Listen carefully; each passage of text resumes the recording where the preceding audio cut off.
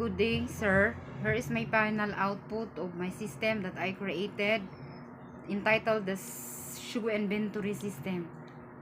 If we run the code, we can see the shoe inventory title and please enter your user password and password. And then we enter the password, which is the shoe, and then enter. Next, we see the password, which is 123. And then enter. So after we enter the username and password, we can see that there is a login successful. So that is the time that we can now proceed to my main menu. Enter. So in my main menu, I have a transaction option, which is ABC, and A is consisting of add stock, and B is sold stock, and C is the generate inventory report. If we enter the choice A, we can see the table that is not yet updated, and below the table is the enter product number. If we enter for example, the product number 1,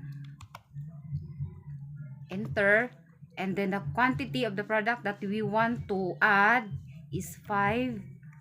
And then we can see that there is the transaction, the date of transaction. So 12, example 24, 2004, and then enter. So we can see that there is another table appearing nga naa na siya added stock na nakabutang sa product number 1. So below the table is naa siya another option nga yes or no, na asking you want to add another stock. So if you want to proceed to add another stock, you can choose yes. If you want not to proceed, you choose no. So I choose no. Enter. And then go back to main menu. Yes. Enter. So after that is we will going back to the main menu. So I will choose the option number 2, which is the sold stock. So the sold stock. So I will choose B. Then enter again. Same sa added stock, naapod siya table nga naka-update na ang bali add stock nga nakabutang. Then below sa table na napod siya enter product number nga atong dapat i-sold siya. So I will choose the product number 1 again, and then the quantity nga sold is 3. And then enter na apos siya date of transaction kung kano sa siya na sold. So 12, same 24. So enter again.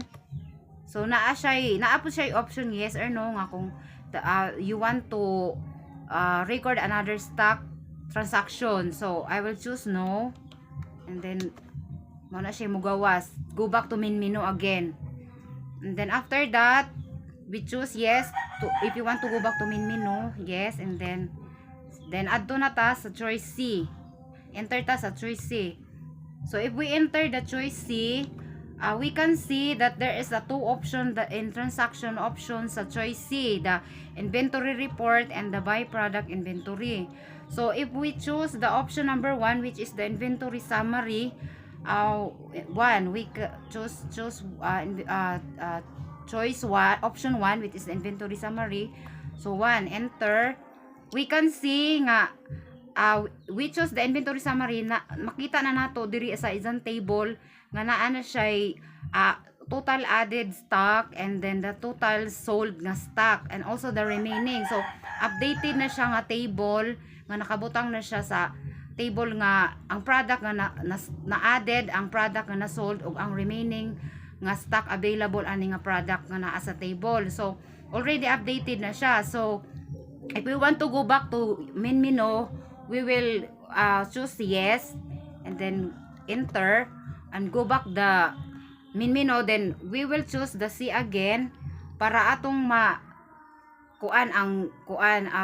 bali C again. And then kuan na to ang choice B, which is the choice C, and then the option 2, which is the byproduct inventory. So number 2, byproduct inventory.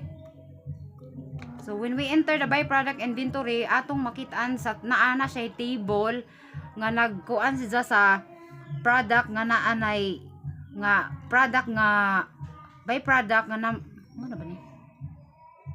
So enter the product number nga atong ikuan is number 1. Number 1. Yan, mauna na siya ang ijang bali table nga updated na siya nga ang added total added stock sold stock nga naa na siya sa ijang designated nga rows and column with kanang kuan na pod with updated transaction date. So ang ida pong remaining available stock naa na pod, and then ang bali by kuan is by product nga naa siya updated nga remaining stock kada usa. So ang total added stock sa product number 1 is nabutang na dire, and then ang product number 2 nga na sold stock, so according with the remaining stock nga available pod. So go back to main menu na pod ta. If we want to go back to main menu, we will choose the yes option. So